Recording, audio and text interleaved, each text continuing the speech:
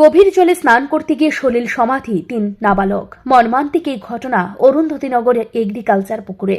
মৃত ৩ নাবালকের নাম শুভজিৎ দে, ববি শুক্ল দাস এবং শুভম দেব। তাদের ৩ জনের বাড়ি বাধারঘাট মাতৃপল্লী এলাকায়। প্রত্যক্ষদর্শীদের মতে মঙ্গলবার বাধারঘাট মাতৃপল্লী এলাকার এফসিআই সংলগ্ন একটি জলাশয়ে ৪ বন্ধু স্নান করতে গিয়েছিল। তারা মনের আনন্দে স্নান করতে গিয়ে ৩ বন্ধু জলের মাঝ পথে চলে যায়। সেখানে ৩ জন জলে হাবুডুবু খাচ্ছিল। তাদের মধ্যে একজন কমের চলেই ছিল।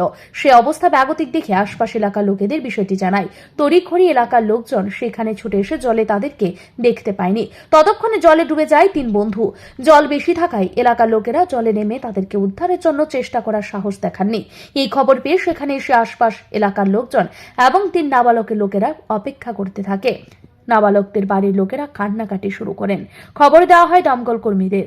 দমকল কর্মীরা জলাশয়ে ৩ নাবালককে খুঁজতে শুরু করে একের পর এক করে ৩ জনকে জল থেকে উদ্ধার করে হাসপাতালে নিয়ে যায়।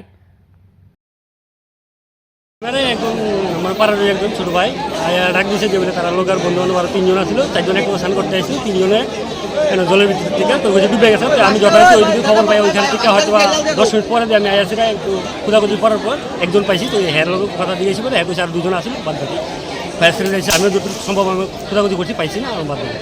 কেউ কেউ মারা টারা গিয়েছে। এখন আমি যারা উঠে নিয়ে গেছি নামটা আমি যদি সঠিক করতে পারি না, আমি আপনার হসপিটাল পাঠাইছি। যাইতে এখন খবর পাইছি যে মারা গেছে।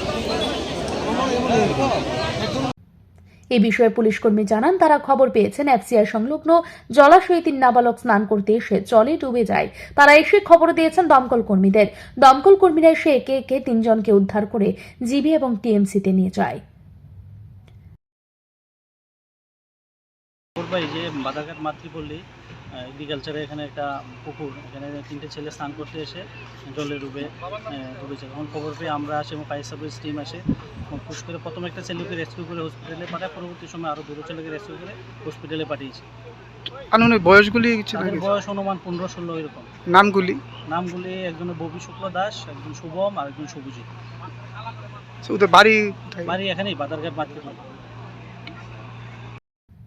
বর্ষার সময় এই জলাশয়ে জল বাড়তে থাকে, ফলে আশপাশ এলাকার লোকেরা সেখানে স্নান করতেও ভয় পায়।